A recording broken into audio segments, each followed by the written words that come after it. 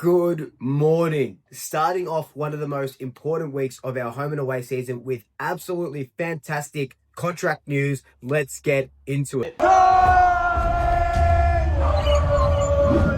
So this morning, 11th of August, Darcy Cameron and Scott Pendlebury have both put pen to paper. It's been announced on the Pies website, all media sources and stuff like that. It was announced on the Herald Sun at 7 a.m. So before Collingwood announced it. And it is just incredible news to start your Monday and to start, like I said, the biggest week in our home and away season this year when we take on Adelaide. It should calm tensions a little bit. We've sort of been talking about the ramifications of these contracts, and we'll talk about it in a second in a little bit. But let's just go over these contracts now. So the first one is Scott Pendlebury committing for season 21. He's played 21 seasons, been in the game for 2 decades. Will go on and break Boomer Harvey's record next year, so in 2026. Now, this is incredible. He's still playing at a very elite level, still a very, very good level. And I didn't have any worries that Scott Pendlebury wouldn't sign on. It was announced last week. Tom Morris came out and said that Pendles, Howie, and Steele have agreed to 1-year terms to play on.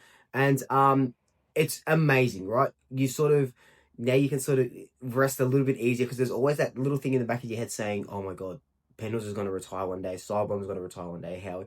And now to have that extended further is amazing. Just on that, as a little bit of a side note, I wonder what that 1-year deal looks like with Howie now after that concussion, what his sort of future is looking like. But we won't bog down with negative thoughts in this video. So that is absolutely amazing that we get to see, someone literally I grew up with since year 7. Watching him play football, watching him debut, to now, being 33 and getting to watch him go around again, break Boomer Harvey's record, a record that will never, ever, ever be touched again. You wouldn't think, right? You just absolutely wouldn't think that anyone will get the games record. And it's not even just about that. If you look at his interview with Jay Clark in the Herald Sun today, he says, obviously I'm aware of it, so he's aware of the record. And then Pendles goes on to say, if I get there next year, I get there. But to me, it will always just be a process of trying to get ready to prepare and play well each week. And before you know it, the numbers start to stack up. Now, that's been the narrative for so long where it's been, it's not about breaking Boomer Harvey's record. It's about if his body feels good to go, it feels good to go, and he keeps going. And he even says down here, physically, I feel really good and my GPS numbers are still really high. Now, this is the most important thing. This is probably the best I have felt physically since Fly landed at the club. But mentally as well, I still feel so fresh. I still love the game and just love trying to compete every week. So that's a big thing. To be 37 and the best you have felt physically, especially since Fly's been at the club, is just unreal. Now, you think Fly's been there for, what, 3 years since, 2022. So that says a lot about, we talk about high performance and the strength and conditioning coaches and all this sort of stuff.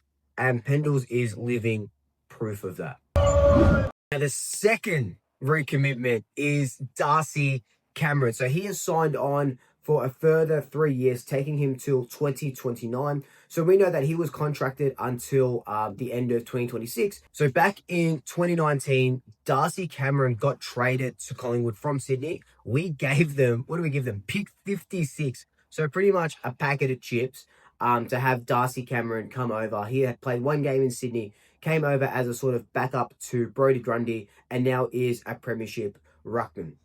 Someone that all of the guys absolutely love. From what we hear and stuff, he's the guy in the locker room, that jovial spirit that keeps everybody up and running. Now, it's not come to light, but there has been a lot of media talk saying that a lot of the players have been upset about contract statuses and particularly about Darcy Cameron's contract status. Now, Darcy Cameron was probably owed a better contract, right?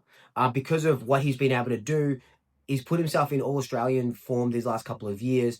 He'll probably finish top 3 in the Copeland again this year, you would think, after a really, really strong start to the year.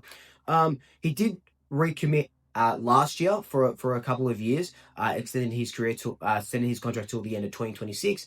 But now renegotiating. West Coast were coming really, really hard for him. I was hearing it was up around the $1 million a season paycheck to sort of go play for West Coast. He turns back that offer and he recommits to Collingwood for 3 years. Now, I just mentioned that, there was a bit of talk that the players were unhappy, and you could kind of see that, right? That there was something going on behind the scenes and it was coming out in our football, and they just weren't looking happy. And whether that's Darcy's contract or Jamie Elliott's or Brody Mychek's, there is definitely something going on. And we all sort of suspected that it was because of Darcy Cameron's contract, because he's such a much-loved figure that, everyone was sort of sad that Collingwood weren't coming to the party. Now, that was just hearsay and rumours and stuff like that. But Scott Pendlebury said this on the Herald Sun this morning that made me think that it's actually true. So Pendles this morning to Jay Clark said, Pendles said Cameron was crucial in the way we play and integral for the culture of the club and the locker room because he is such a fantastic person, right? We just sort of said that. Pendlebury said, everyone has been aware of his situation in the locker room. He has been such a heart and soul guy for our footy club, so it is great that the club has rewarded him for the work he has been able to do for us. Now, that to me pretty much says everything that you heard about the rumours of the locker room being unhappy because of Darcy Cameron and us, not being in the right mental space is true, because everyone is aware of his situation. He's using keywords like such a heart and soul guy, integral for the culture and the locker room. He's a fantastic person.